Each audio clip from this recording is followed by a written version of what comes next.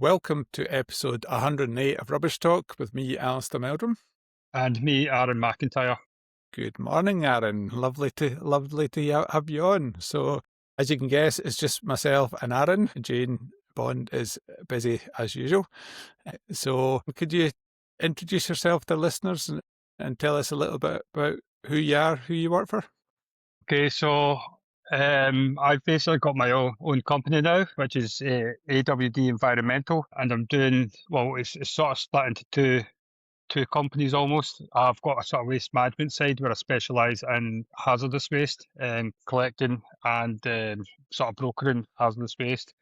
And the other phase is consulting, I guess, hopefully sort of supporting other waste management companies and working with Albion at times as well. So, and it almost seems two separate businesses, but it's under the one. So, yeah, I basically get around everywhere. So, how long have you been doing that for? So that was, I think it's nearly 3 years now.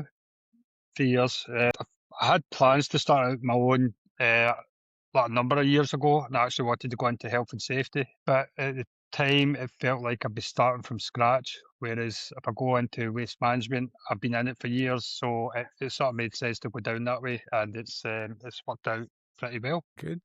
So 3 years. How big? I know when I first started back in 2002, it felt like a really, really big step to go effectively self-employed or setting up your own company. How big a step was that for you at the time? I think for myself, it's like the stars sort of aligned, just the way things worked out. I moved back home with my mum and dad at the time. I just sold my house in Dunoon. I had a bit of money in the bank, and the company I was working with at the time, and I left. I sort of worked sort of part time with them for a bit as well. So I think I had a really good cushion there. I was staying with my mum still, so it's I don't think I would have took that chance at any other time in my life. But everything just seemed to align. So I think I'm quite fortunate. And since that, um, things have just happened naturally. I've always been kept in work, and I almost feel like it's too easy sometimes. I know exactly what you mean. I remember when I started, and I'm sure I've told the story in here before. So I decided I was starting almost the 1st of January 2002. And I remember thinking, and I had very similar. I had a client had given me 2 days a week or 3 days a week at site. So that was almost sort of core revenue.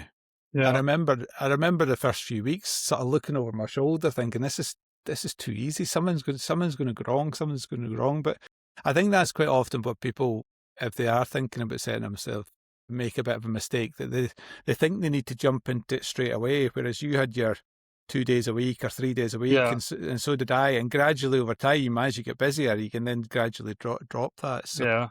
I mean, the sort of waste management side of it, picking up the hazardous waste, that was almost like a sideline in case the consultancy didn't work. And it's I've got regular customers there, and it's kind of it's just sort of worked out. I prefer the consultancy side, but the waste side's working as well. So I've kind of tried to expand that a little bit, and taken on staff to sort of help me with that.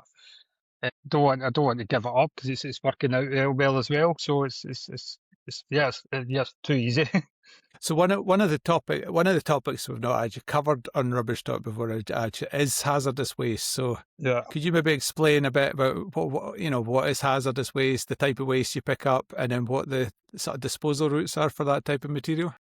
So so hazardous waste is basically anything that's got hazardous properties. It's governed by a separate set of regulations. So there's a little bit more work goes into sort of dealing with it. There's a lot more. So what type of waste for the public? What type of waste would they maybe use, or what type of products would they maybe use that are actually classified as hazardous waste? So oils, paints, inks, oily rags is quite common. Acids, caustics. So some of your kitchen products even. Yeah. So bleach, I get sodium hypochlorite quite a lot, but it's usually on the industrial side. It's quite, for the members of the public, it's a bit of a strange situation just now because a lot of the council sites have stopped taking in hazardous waste like paints. So we do get quite a few households, but the process in dealing with it and actually doing it properly and legally is it's a bit more costly and a bit more preempted, pre-planned. It's not like you can just go and pick up hazardous waste and take it to a waste disposal site, because it needs to go through pre-acceptance procedures, and then it needs to be booked in. They need to know all the details on the waste, and it needs to have they need to have a treatment route or a disposal route on the way out. So there's almost it's all planned out beforehand. And the thing is, with the members of the public, whenever they've got hazardous waste in their garage, which sometimes they do have, they get a bit of a shock when there's a price behind it, or it's so complex we can't just turn up and throw it in the back of the van and take it somewhere, because nobody's willing to just accept it. There's a process you need to go through. So I kind of try and specialise in that. So what's your sort of typical job for you, or is there such a thing as a typical job? So paints is probably the most common, paints and oils.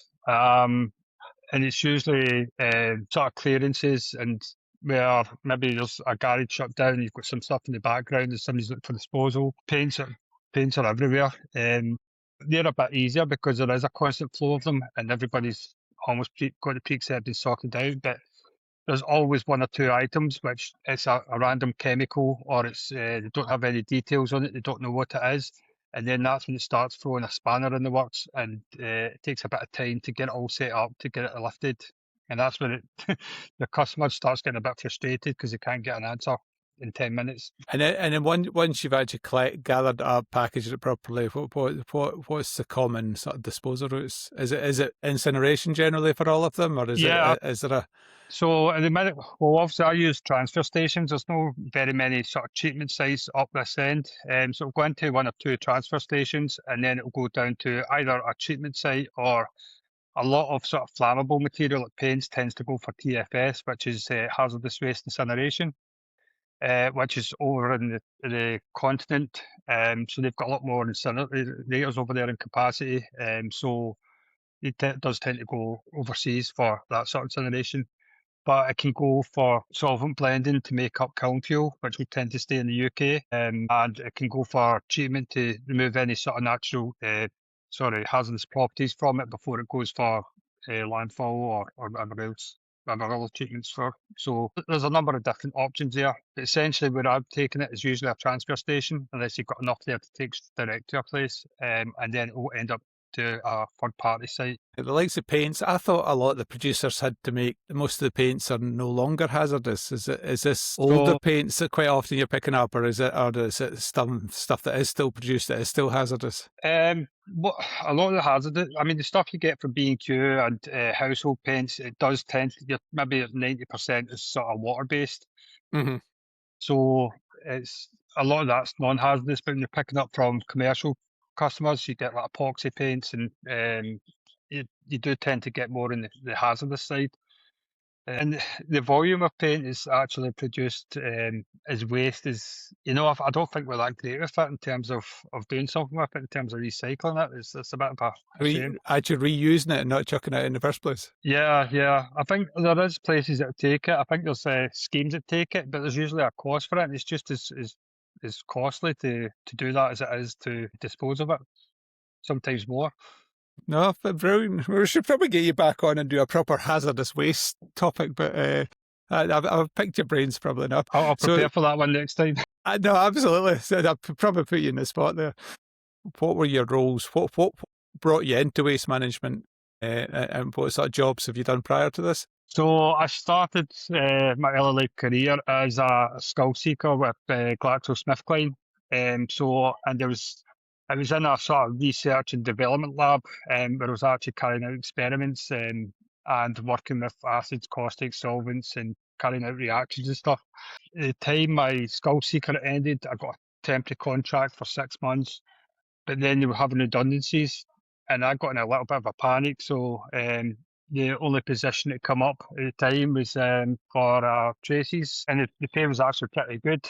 So that sort of put me into waste, and it was a hazardous waste transfer station, and a little bit of treatment up there as well, with the solvent blending and stuff like that. So I was there for about 3 or 4 years.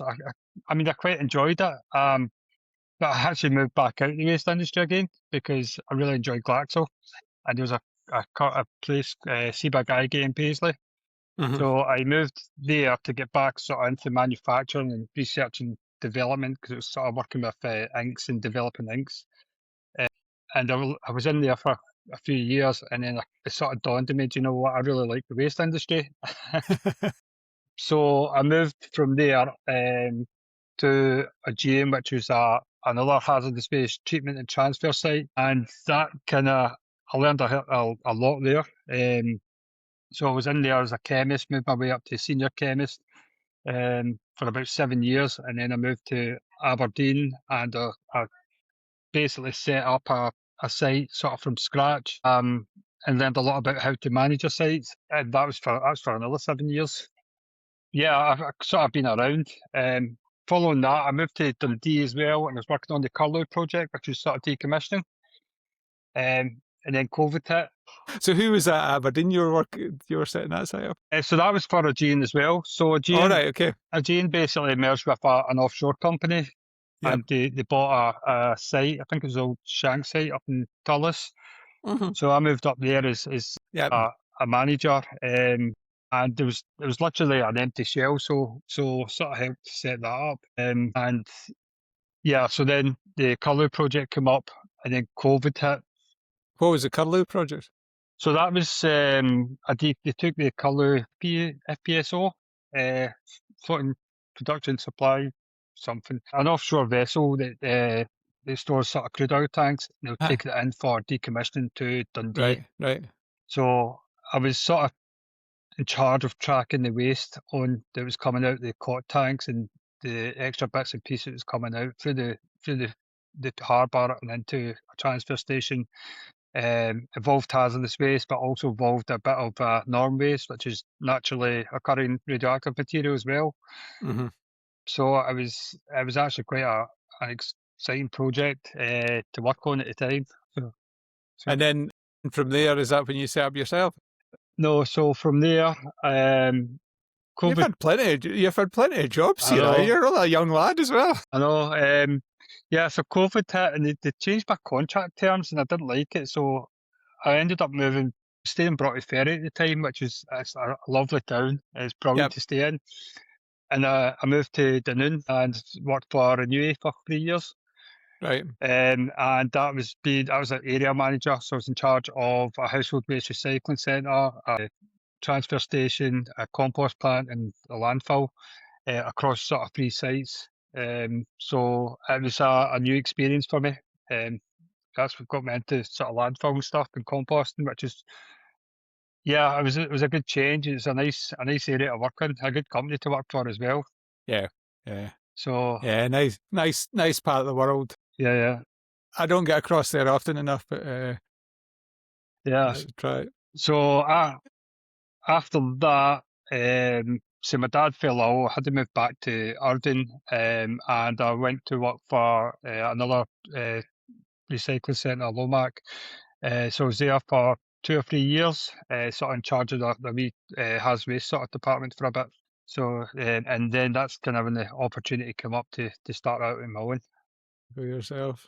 Yeah. And what was the driving force behind that? Did you always wanted to go yourself, or was it just So something that was niggling away? it's when you're managing a site, so I was in Aberdeen, I think you go through phases. I think you like the challenge and the constant fires, but sometimes I think at least once a year, you get a drive you just want a break. So at some point, I decided to do my NCRQ and health and safety, and on the back of that, I always had this intention to sort of start my own business and work for myself and not have to deal with the constant fires all the time. But to do that, I had to give up a lot. I probably had to drop a salary, and there was a lot of risk involved with it. So it never really came to fruition. But I guess, let's say, the stars just aligned at one point, and I just took the conscious decision. You know what? Rather than dropping back into health and safety, I want to do what I'm good at, which is I decided to focus on what you know. yeah. I think that was on the back of some advice from yourself as well, and Sam. So it's No, I remember quite vividly you coming to see me yeah, in terms of the thingy, and it's always quite interesting. Because over the years, I've had various people that have changed roles. Things have happened, they've been made redundant, and quite often the sort of, I think, almost the easy option in their head is I'll become a consultant or I'll do this, but it's not that easy, and it's not for everybody either. It's yeah. I think there are some people are suited for a job with a salary, with a fixed income, all that type of stuff. So it's always quite interesting who actually sort of make. I probably shouldn't say this, but I actually quite often have these meetings with people, and I sort of give them a scale out of 1 to 10 whether they're going to Yeah, really genuinely set someone up or and you were actually one of the ones I thought, nah, you're gonna get started. So well done. So looking back in your career, any favourite roles, anything that stands out where you think, oh goodness, I would love to be doing that again? That was just, life is simple, life is easy. In terms of life is simple, life is easy, I would actually prefer where I am now. All right, good. Looking back, I tried to figure this out and I was sort of looking through the roles. And to be honest with you, every role I've had, I've really enjoyed to a certain extent. Don't get me wrong, like I said, it's had its challenges at times, and sometimes, I think at least once a year, I basically I'm ready to just hand in my notice and leave. But usually, a well-deserved holiday, you come back from holiday and you sort of start from fresh and you get invigorated again. So yeah, I think I learned a lot at Gian, especially up in Aberdeen. I think probably learned the most from there. Renew was excellent as well because it's the landfill, which is a total kettle of fish compared to what I'm used to. Uh-huh. The only thing I could Yeah. never get with landfill is the vision on how the landfill's got to look, which was Sam used to kind of tell to me, you just got to see it and sort of point out and say this is going to go this way, and I couldn't see it. I'm more about processes and getting procedures right and stuff like that, but I just couldn't see the landfill forming. My secret with that was you rely on the good machine men you've got on the site, because 9 times out of 10 they could work out. Yeah, If you told them what you were trying to achieve, they would work out where to put the roads in and when to put the roads in and all that sort of stuff. I think the problem is deciding what I was trying to achieve. Because like we waste in sort of transfer stations, stuff comes in, stuff goes out. You know what it looks like. With Yeah, landfill, you're just looking at a big pile of aye. waste. Some would look at it and say there's a big pile of mess, but Yeah, others would look at it and say that's been engineered and designed. yeah. Yeah, no, I can sort of get that. What through your career, you must have had some disasters or things that have gone a wee bit awry with anything memorable stand out? So do you know what? I think I've probably learned more from mistakes than I have anything else. I don't want to. I wouldn't actually want to disclose the mistakes I've made. But I guess I'll pick one from early on, which is because it's kind of looking back on it. I just think, what was I thinking? And I was a chemist at the time, and we were bulking chemicals from 25-litre drums. And I envisioned the idea of, instead of lifting all these drums into the IBCs, I would lift the IBC up with the forklift truck, and I would siphon it out from the top. So I and I went in the cage. But what happens is the weight shifts because you're emptying the drums, and basically the whole thing collapsed with me in it. Oh dear. So yeah, I mean, I don't know what I was thinking at the time. I was quite young, and yeah, I just wouldn't do that now. I think And yeah, one thing you learn as you become manager is when you start having responsibility for safety with other people, your mindset totally changes. mm. So I think that's probably the worst thing I've done. Oh, I know some people that have had a really, really bad like safety instance with some of their staff, and quite often why on earth has that experienced person done that? Yeah, Sometimes you just can't account for it. In their head, it's been the sensible thing to do at that particular time, and they've gone and done it, and suffered the consequences. So, yeah. but it looks like you survived that, so you're all good. Yeah, I was young and stupid at the time. I think it's yeah, certainly when you when you have staff sort of working for you, that you do totally change your mindset when when something can go wrong and it's not you at risk. So Yeah, absolutely. Absolutely. So what about your current role 3 years in? What's your big plans? Are you going to expand and take over the world, or are you?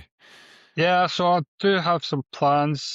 I think there's You've now got staff, haven't you? You've now got a few Yeah, staff. I've got staff. So I've got a chemist, technical assessor who well, I call him a hazardous consultant. So essentially, I'm hoping he's sort of he's sort of doing it just now. He's sort of taking over the waste side of it with me, sort of supporting it. And the consultant side, I'm sort of hoping it goes on. But I've got a few ideas and a gap coming up in COTC cover and things where I'm going to try and expand on. And it's kind of working with technology, AI, and systems like that, to hopefully develop solutions and improvements to the waste industry. So it's something I've been kind of working on the side over the past uh, 2 months or something and learning a lot. And I think there's a lot of open doors and opportunities there, which I'm hoping to work with and do something new. That sounds exciting. Sounds exciting.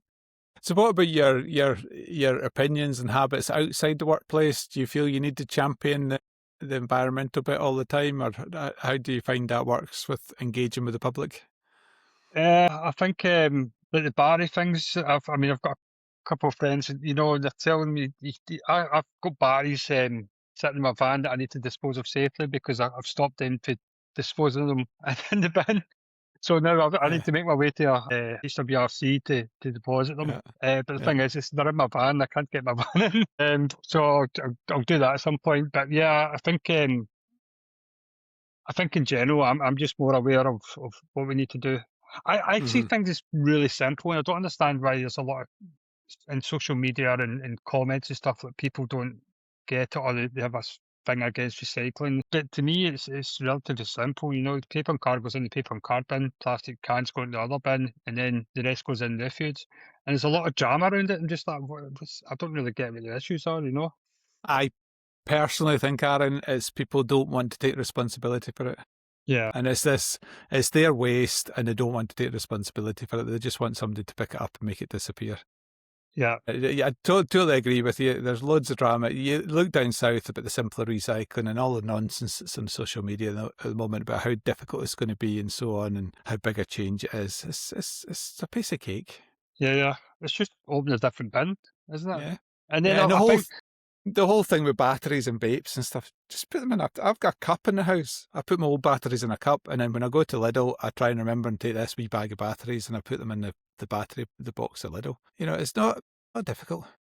again, I don't really go on social media that much now since I'm playing a bit with my AI stuff. But the amount of when you see the adverts for especially on TikTok and stuff like the cheap Chinese stuff, it just irritates me. So the minute there's a badge, it keeps flagging up my pages, and it's a wee portable badge. It's got a display on it, and you can sort of change the display, but it's obviously got a 1232 battery in there. I'm just thinking that's going to get mass bought and it's going to end up in the bin. So and it's all cheap. It's disposable. It's all cheap tat that we don't Yeah, actually need. yeah. That's the secret. So Anyway, so busy work life. How do you get away from work? How do you relax? Doing more work? yeah, I think.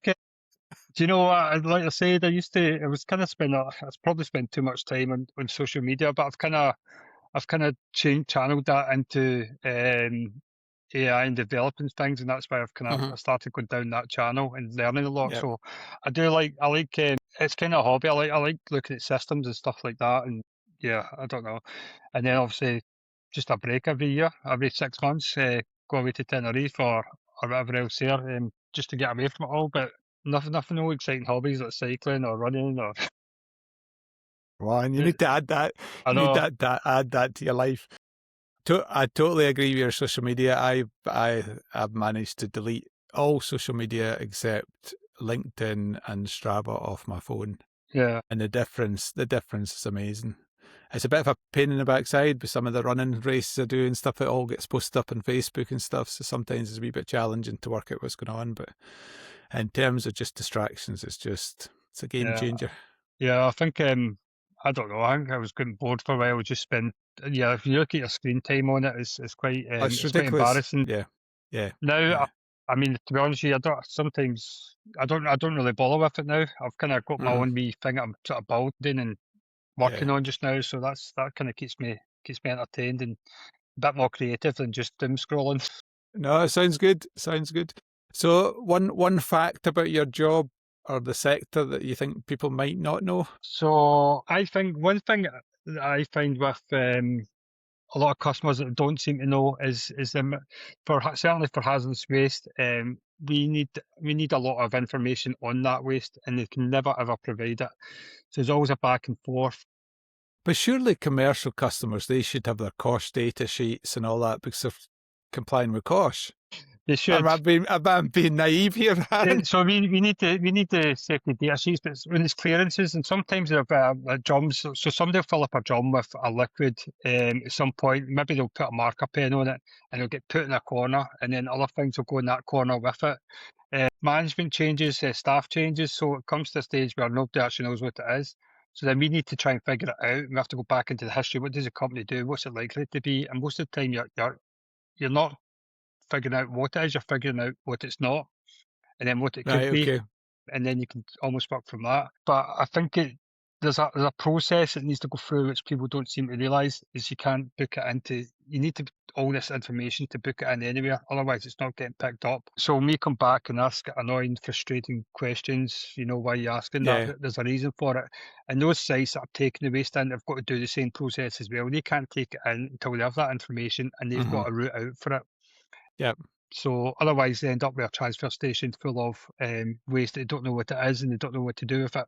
And then it's hard to trace back. So I think the thing that people don't realise is there is a process behind all that, and Yeah. that's what we've got to try and sort of navigate. I used to, when I first started at Shanks McEwen, my primary role was doing environmental monitoring. So I was the person that could, take samples, send them to the lab, get them analysed and all the rest. And a number of managers that used to come into me with a sample bottle of some sort of liquid or soil or whatever it was. And they would lay it on my desk and say, "Can you analyse that?" Yeah, And I was always, "Yeah, I can analyse it, but what do you want to know? yeah. You I know, think what do you want to find out?" And they were like, "Oh, I don't know." it's when they don't when you can't we don't tell you any information about the site or Mm, what it's done in the past. I think that's quite tricky. I mean, if it's a garage and it's black and it's oil, like aye. it's oil. So how do you, if you have a total unknown, how do you start? Have you got a sort of process you try and follow to sort of? It's usually finding out information on the actual site and what it could be. If Mhm. it's total unknown, then we have to get a sample. And what we do with that sample depends. Or what you think it might be? Yeah, we can send it away for analysis. Sometimes we'll send it away for pre-acceptance, which depending where you send it, they might have a lab that they can do the checks there. But it sort of depends on what it could be. Yeah, yeah. So what about you? Obviously come a lot across a lot of characters in the sector. Any bit of slang or dialect that you like to hear or you use all the time yourself? So I was having to think about this one. So this isn't something I sort of say out loud. It's something it lives in my head rent free. And I was a manager when I was working for a GM, and you seen the amount of work I was taking on from when I was working in Dundee. The challenges I had with my sites up in Aberdeen because I was still sort of managing them. And he referred me to a book, The Minute Manager, One Minute Yep, yep, Manager. yep, yep. I've read it fairly recently again, Yeah, actually. yeah. So, and it was the kind of story about the monkeys, Yep, the monkey management. yep. So, honestly, since that's about 7 years ago, and this pops into my head every day. Aye. It's just another monkey. So basically, Have you? a monkey's like an action or an issue that somebody has, and essentially they come to the manager and basically say, can you help me with this? But you don't have the time for it, so you tell them, oh, I'll deal with it myself. And essentially, this raving lunatic of a monkey basically climbs off their back onto yours. That's right. And And then, you end up with all the monkeys. yeah. So it kind of lives rent free in my head, and I just anytime I've got an issue or a problem, I just think that's another monkey. It's an excellent. What is it? There's a series in there. So one of the Yeah, books is The 1 Minute Manager Meets a Monkey or something. That's one of the yeah, titles. But excellent. If anybody's involved in management and have not read them, it's definitely worth a read. And you can literally read them in half an hour maximum, can't you? They're not yeah. particularly long So, books, but I like that one. That one. I am a bit of a fan of the monkeys myself. yeah. It's sometimes you think about it, and I can't, it's just how long that's lived, how long that's resonated with me. Is Aye, it must mean something. yeah. And it's also that undermining effect. If you keep taking, I don't know what to do with that, so I'll take that monkey, you're actually undermining that member of staff as well, because they're Yeah, not yeah, letting them develop yeah. and so on. Well, I think the kind of moral is you tell them how to manage their monkey rather Aye, than rather than take it on. yeah, no, absolutely. I like that one. So I'm going to give you a magic wand. What would you like to use it for the big bad world of waste management? What would you like to cure or solve? I can't think of a specific thing, but I think like members of the public or people in not in waste just have a better understanding of what we are capable of and what we can do really well and what we can't do really well. When you're talking about MRFs, they're not sorting every bit of waste out. They're picking out what they can deal with really well, and everything else sort of goes to the sort of residual pile. People seem to think you sort everything into different piles and send it away to different places, but it's just not economical. And the misinformation, not just from the greenwashing, but also from, I don't know what I was going to say there. Yeah, she's sort of greenwashing misinformation, but then the information that comes from social media, which is basically people saying nothing gets recycled. Mm, That just irritates me because I've been at COTC for sites that are doing really good work and doing yeah, good separation, and it just annoys me when I see that. So I'd like yeah. everybody have a bit more aware what it's capable and what we can do. Aye. No, I totally agree with that. It's the old we discussed this recently, and I think it was Colgate had the toothpaste tube that was 100% recyclable plastic, and it was like the reality of that is that yes, that's great they've done that, but the reality is that toothpaste tube is not getting picked out because it's not on the Yeah, the recycling list. It's not going into the recycling bins. It's not getting picked out by the plant. So it's a bit. We're almost giving public. So I can understand why the public are so confused about it yeah, all, but I totally agree with you that just that more awareness of what we can and can't do, which is basically what we're trying to do with, rubbish talk in terms of, yeah. trying to educate people. So final bit of advice, you're a fairly young man yourself, for what advice for the younger generation coming up through into the sector? Anything you could. I think a lot of people kind of say the same thing, but is to just get stuck in and get involved and speak to go out with your circle if in your company and speak to other people because you learn a lot. The other thing which I would say is to ask why you're doing certain things, particularly when I'm doing the sort of COTC assessments. Get an understanding of why you're doing what you're doing, how it links into the legislation, regulations, guidelines, because you tend to live in a world in your organisation where you're following procedures. And I think learning where it all comes from and how it all works in the background and how it all ties together is really valuable to sort of get you on in life further on. So yeah, I think that's Sounds like excellent advice, Aaron. Excellent. So thank you. That's me run out of questions for you. So thank you very, very much for coming on. I'd just like to wish you every success for AWD. yeah, 3 years in. I was going to tell you the story about my competitor when we first started that used to tell me every year I met him, he used to tell me the next year was going to be the hardest year. And I think he kept doing that till the company was about 5 or 6 years old. So you managed 3 years and you paid the bills and you paid the staff and you paid the tax. So I think you're doing pretty well. So keep on doing what you're doing. yeah. Thank you. Thanks very much. Thank you. Thanks for tuning in. We hope you enjoyed this episode. See you again next Thursday at 4 p.m. Don't forget to follow, share with friends, and send us your feedback at hello@rubbishtalk.co.